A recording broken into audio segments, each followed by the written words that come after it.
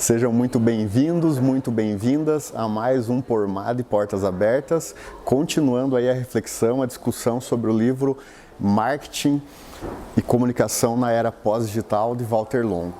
No capítulo de hoje, a gente vai discutir sobre um tema bem interessante que ele intitula Mutualidade. Vocês já ouviram falar dessa palavra mutualidade? Aí ele apresenta uma definição aqui bem, daquelas bem caprichadas, assim, desses autores, mais ou menos desse formato aqui, ó.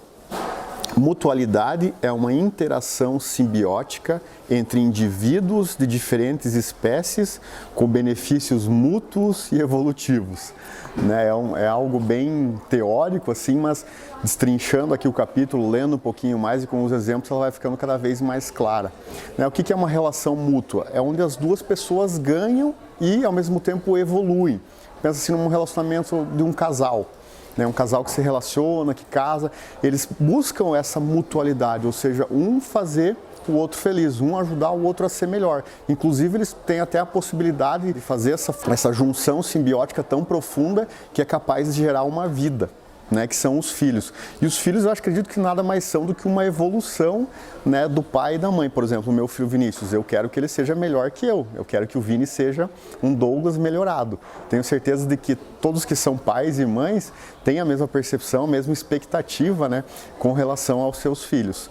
E aí ele continua discorrendo e a gente pode perceber que a mutualidade é algo muito presente em várias situações da vida. Por exemplo, nos animais. Os animais têm muitos relacionamentos de mutualidade. Um exemplo bem comum aí para quem já morou no campo ou para quem já teve até criação de gado perto de casa ou já visitou fazendas, A gente costuma ver passarinhos em cima dos bois ou em cima do cavalo.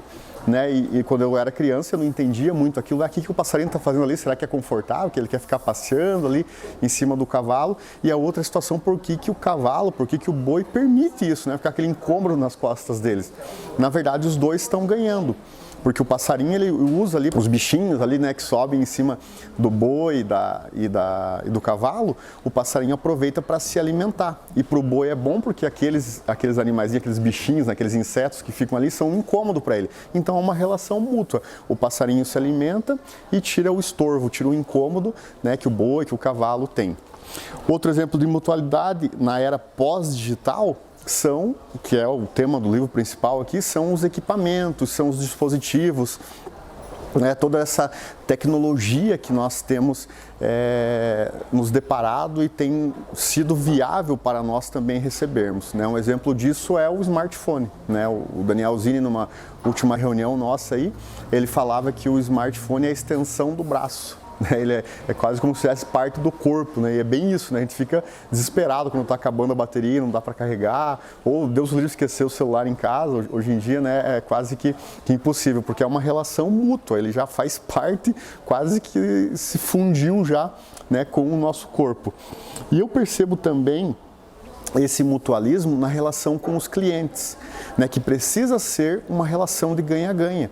O vendedor, a empresa, o fornecedor, ele não pode só querer ganhar uma venda, ele tem que ganhar o cliente.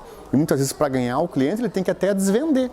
Quando não é um produto adequado àquilo que ele precisa, ele tem que ter a honestidade suficiente para dizer, olha, para você esse produto não serve. E ao mesmo tempo também levar comodidade para esse cliente. O cliente ele quer um produto bom e também quer ser bem atendido. E por isso é preciso a gente estar onde ele está. E por isso a Pormad desenvolveu um projeto muito bacana que a gente chama de Pormad Móvel, que são vários veículos showrooms. A gente tem o Pormad Móvel Master, tem o Pormad Móvel Mini, que são veículos que levam os nossos produtos instalados dentro dele. Então o cliente não precisa mais vir até a Pormad vai até o cliente. E vai até o cliente com uma loja, com um produto instalado. Um exemplo de mutualidade no qual a Pormad oferece esse diferencial de estar onde ele está. Nós temos poucos pontos de calor humano. A nossa sede é aqui no Paraná, mas a gente consegue atingir o Brasil todo, se for preciso, através dos nossos Pormad móveis, que são pontos de calor humano que estão disponíveis, que podem se deslocar onde o cliente esteja. Um outro exemplo de mutualidade que eu percebo é na religião.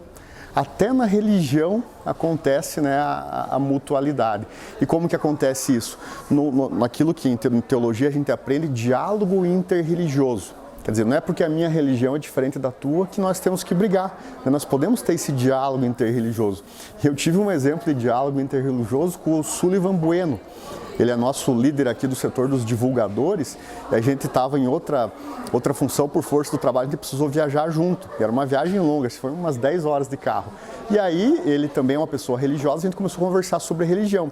E eu sou cristão católico, e o Sullivan tem uma visão, ou vivencia a sua religiosidade de uma maneira diferente da minha. O que a gente fez nesse nosso diálogo interreligioso? Buscou pontos de convergência.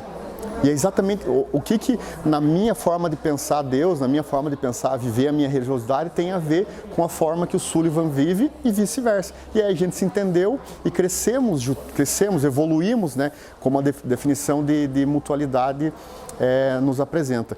E é justamente essa característica que a mutualidade tem, de aperfeiçoar o ser humano. A gente se aperfeiçoa através dessas relações mútuas, né, com as pessoas. E a respeito de aperfeiçoamento, uma coisa que eu tenho percebido lá em casa, até em mim mesmo, mas sobretudo no meu filho Vinícius, e nas pessoas de um modo geral, né, gente?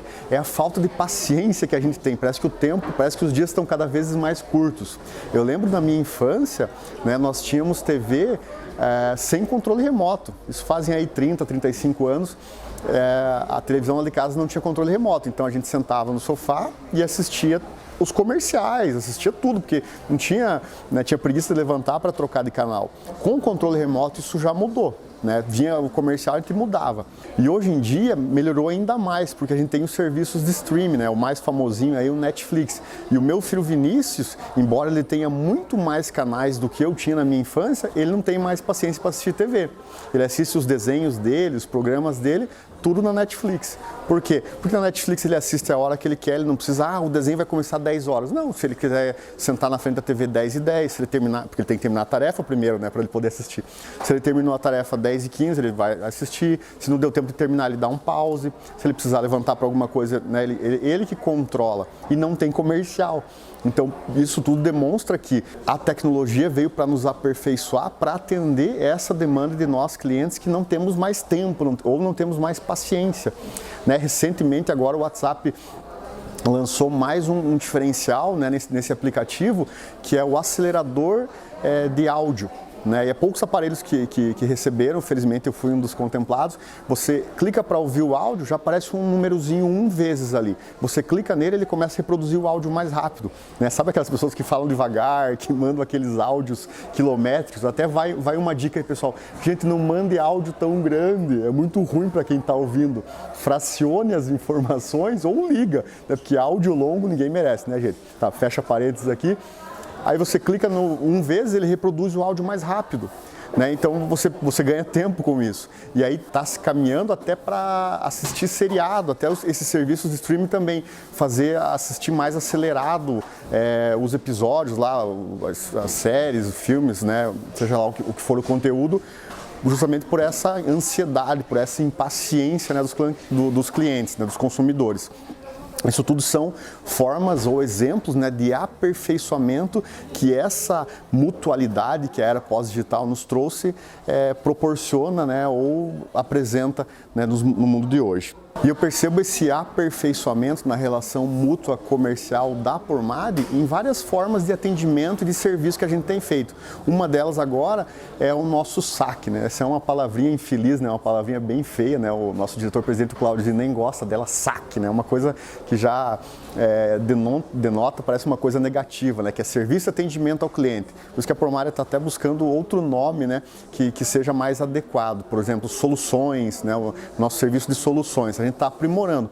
Por quê? Porque se o cliente teve um problema, teve uma dificuldade no produto, e qualquer fornecedor faz isso, a Pormad produz quase 2.000 portas dia aí, entrega para todos os cantos do país, tem transportador terceirizado, então é claro que acontecem erros. E o problema não é errar, o problema é demorar para corrigir o erro.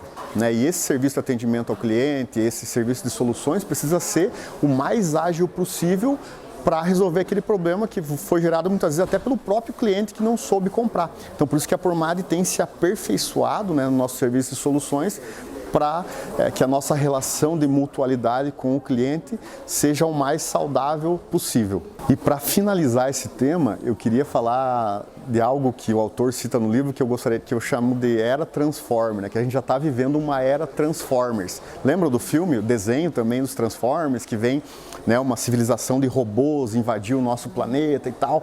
Isso já está acontecendo, né, segundo o autor, que são justamente esses equipamentos tecnológicos que a gente precisa conviver com eles. Eles são inclusive ele chama de civilização inteligente. E aí eu lembro de um exemplo meu, aqui na cidade agora já tem, mas quando não tinha, a gente precisava viajar, não tinha aquele sistema de estacionamento rotativo já com parquímetro. Né? E eu não estava acostumado a procurar lá, né, a pessoa que trabalha na empresa para comprar o ticketzinho de papel, colocar em cima. E aí o parquímetro você tem que saber usar, manipular a máquina, você tem que ter moeda no bolso para alimentar ele, ou tem que baixar o aplicativo. E eu ficava muito irritado. E não adianta a gente querer brigar com a tecnologia, a gente tem que se adaptar e aproveitar dela. Né? Isso facilita, inclusive eu baixo um aplicativo, já abasteço ali, né, para que eu possa estacionar com comodidade, com rapidez, sem precisar ficar procurando ninguém, sem precisar dar dinheiro, pegar troco, né? Então isso na verdade facilita a gente. Aí ele encerra, né, essa parte com uma frase que eu acho bem interessante, por isso que eu queria citar ela na íntegra para vocês. Uma nova geração inteligente passou a habitar em nosso planeta. Caberá a nós decidirmos se queremos nos integrar ao seu mundo ou tentar escravizá-los. Eu vou repetir para dar ênfase. Uma nova geração inteligente passou a habitar no nosso planeta, a era Transformer, e cabe a cada um de nós decidir se nós queremos nos integrar ao seu mundo ou tentar escravizá-los. E eu acrescentaria, ou deixar-se escravizar por eles, porque também tem essa contrapartida, né, gente? Tentar escravizar, né, essa civilização não tem como, porque a gente precisa deles, eles são úteis, eles nos ajudam, mas também não podemos nos deixar escravizar por eles, ou seja, ter uma dependência tal, né, que a gente não consiga viver, né, sem esses recursos, sem esses benefícios, né, que eles nos trazem. Muito obrigado e até a próxima.